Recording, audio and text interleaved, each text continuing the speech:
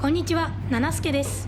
今日は私の生まれ故郷、東京都板橋区にやってきました。私、生まれも育ちも板橋区、生粋の板橋っ子でございます。そんな板橋区から歴史散歩にぴったりな特設サイト、ある学がリリースされました。今日はある学を使いながら、かつて旧中山道の宿場町だった板橋宿の歴史をたどり、今の板橋に続くにぎわいと魅力をご紹介します。そんなわけで今回は板橋区のご提供でお送りします。それでは GO です。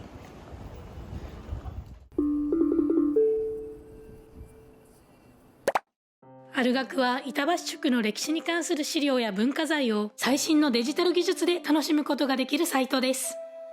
一般公開されていない貴重な文化財を超高精度で鑑賞できるほか、実際に板橋宿へ訪れると学芸員さんの音声ガイドを聞くこともできます。散歩録のライバルです。それでは早速ある学をともに歩いていきましょう。江戸時代の徳川幕府は江戸の日本橋を起点に東海道、中山道、日光街道、奥州街道、甲州街道の5街道を整備しました。江戸と京都を結ぶ山側のルート中山道には69の宿場町がありますが、板橋宿はその中でも最初の宿場町で江戸市宿の一つだったんです。そんな旧中山道板橋宿の入り口を描いたのがこちらの錦絵、木曽街道板橋の駅です。木曽街道板橋の駅は現在の JR 板橋駅の踏切を北区側へ越えたあたりを描いたものと言われています。早速ある学を使って細部まで観察してみましょう。ある学で絵を拡大してよーく見てみると、黒い羽織を着て傘をかぶった女性がいます。江戸時代には女性も旅に出ていたことがわかりますね。中山道は大きな川を越える箇所が少なく、女性にも利用しやすい道だったそうです。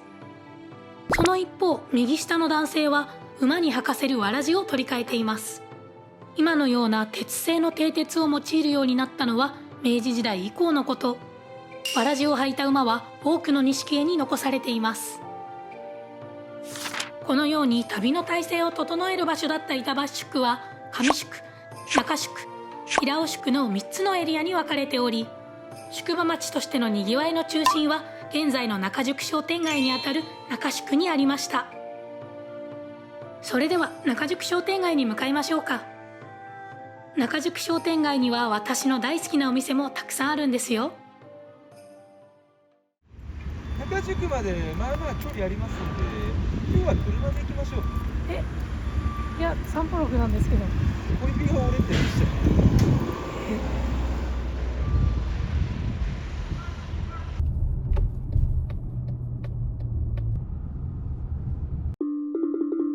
板橋宿の入り口から中宿へ。さて、中宿商店街に到着しました。中宿商店街は板橋宿の華やぎを引き継いだ活気あふれる商店街です。130から40軒のお店が軒を連ねています。この辺もだいぶ久々に来たんですけど、ちょっとついて早速ではあるんですけどね、この中宿商店街、私が物心ついた時から大好きなパン屋さんがありまして、こちらマルジュさんです。板橋区民なら一度は食べたことあるんじゃないかなってぐらい有名なパン屋さんですね。マルジュの発祥は大正2年に上野黒門町に開業したパン屋さんマルジュにあります。創業者の田辺源平さんは明治時代にアメリカで修行を積み、日本で初めてパン工房を使ったアメリカ式の柔らかいパンの製造を行いました。マルジュさん本当にいろいろなパンがあって、どれを食べてもすっごく美味しいんですけど、特に私がおすすめしたいのがこちらの板橋の一品にも選ばれているカレーパンと塩バターパンです。それでは早速近くの公園でいただきましょう。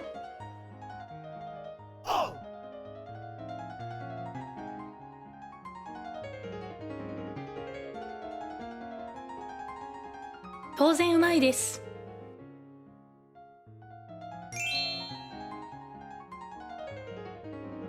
まるでうまい。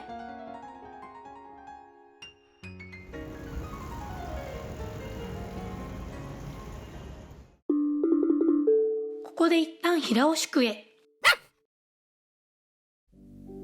かつての平尾宿には光明寺というお寺があります。お寺の入り口には立派な庚申塔が立っています。庚申塔は中国の道教に由来する庚申信仰に基づいて建てられたもので、江戸時代初期頃から庶民の間で大変流行しました。庚申塔には江戸時代中頃から正面金剛や文字のみを彫る形式が定着しましたが、光明寺の庚申塔は正面金剛が彫られたものとしては都内で最古のもの。寛文元年の記名があります。さらにこの庚申塔は高さが190センチもあり、一般的な庚申塔と比べるとかなり大きめです。宿場町として賑わっていた平尾宿になかなかの経済力があったことも読み取れます。そうそう、光明寺でも例の音声解説が聞けるみたいですよ。ちょっとだけ聞いてみましょう。光明寺の仏涅槃図は仏画の決まった構図のルールに従いながら墨一色で、いや、七助の声よりだいぶ聞き取りやすいです。はい。この光明寺には一般公開されていない貴重な文化財、仏涅槃図があります。なんとある学ではその貴重な仏涅槃図を超高解像度で鑑賞することができるんです。この機会に隅々まで拝見いたしましょう。仏涅槃図はお釈迦様が亡くなった時、入滅の様子を描いた宗教画です。お弟子さんたちや信者、そして菩薩だけでなく動物や虫までがその死を深く悲しんでいます。釈迦の左足の甲をよく見てみてください。薄く墨色になっているのがわかりますね。これは影ではなく足元の老女が流した涙の跡。こんな細部の描写までスマホで見れちゃうのがすごいですね。そして実はこの光明寺、江戸時代後期の火災で焼けてしまったんです。現存する仏涅槃図は当時の平尾宿の人々がお金を出し合って安政5年に光明寺に送ったもの。この仏涅槃図には板橋宿を愛した地元の人々の誠実な願いが込められているんですね。今この商店街に続く活気と平和な風景はその願いの延長線上にあるものだと考えるとなんだか泣けてきます。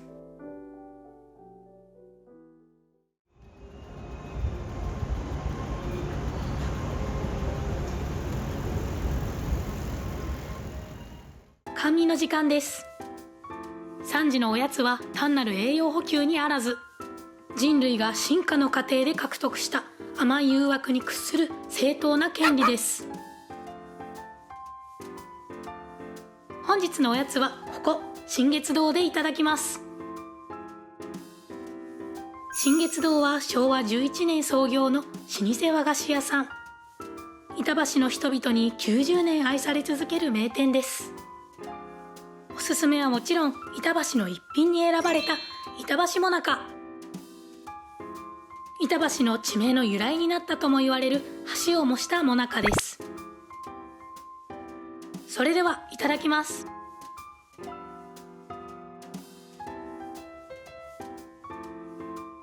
うまいです。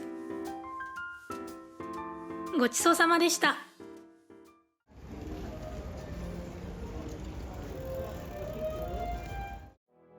甘いものを食べると決まって熱いお茶が飲みたくなってきますね。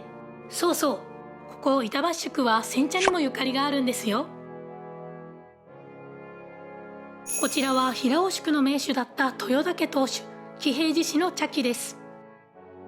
彼は煎茶を熱心に研究し、中国の道具などたくさんの煎茶用具を集め、それらの使い方を説明する図まで残したそうです。文政4年にペルシャ産のラクダが江戸で興行を行った際は、中山道を通る途中で豊田家の奥庭にラクダを引き入れたことがあるそうですよ。今でもラクダの実物を見たことがある人って少ないと思いますが、鎖国中の江戸時代の人たちはラクダを見る機会があったんですね。器関連でもう一つ気になったものがあります。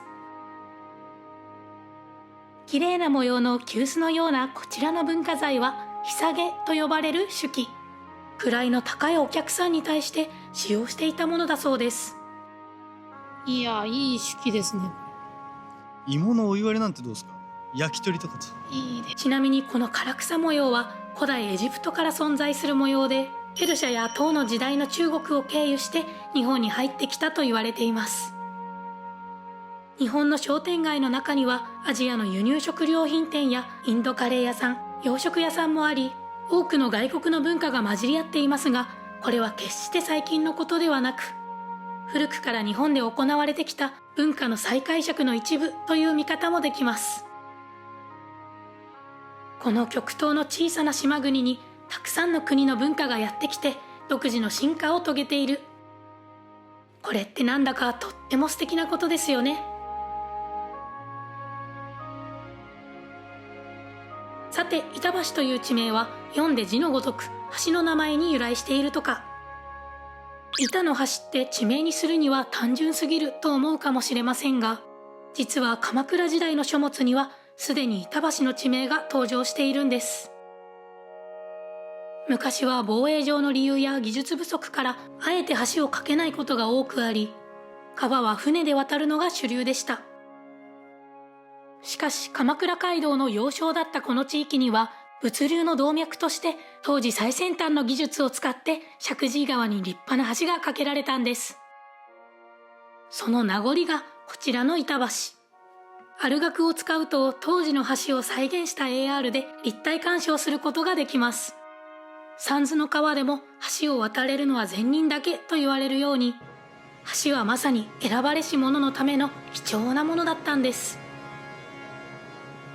自慢したくなるような特別なランドマークだったからこそ、板橋という地名が今も残り続けているんですね。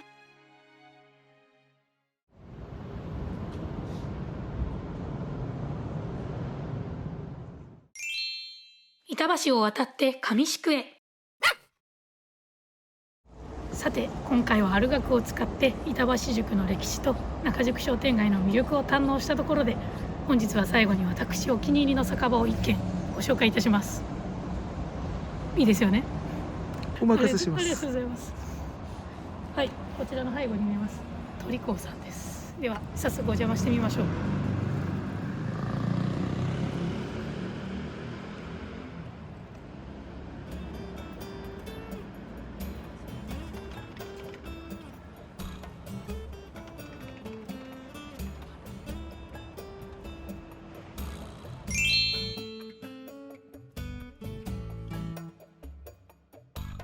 鳥香は昭和56年創業の老舗酒場。焼き鳥をはじめとする鶏料理が自慢のお店です。働く人々の疲れを癒してきた鳥香で本日は一杯行かせていただきます。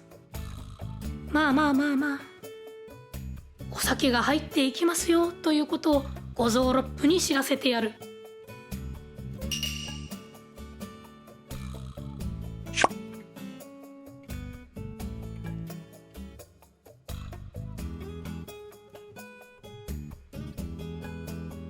こりゃうまい。ここで店内に気になる写真を発見。お座席の写真が気になったんですが、この志村坂上行きの路面電車の写真があるんですね。これっていつ走ってたんですか？うち来た時はもうなかったからね。ここの表通りに停留所があったの、ちょうど出たところに。だから志村と巣鴨の間走ってたわけよ。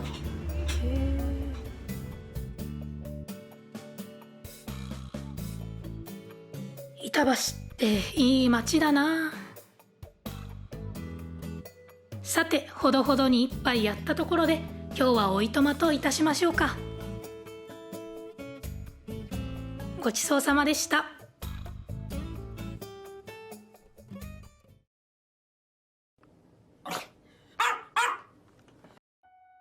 今日はアルガクをお供に板橋宿周辺を散歩してみました。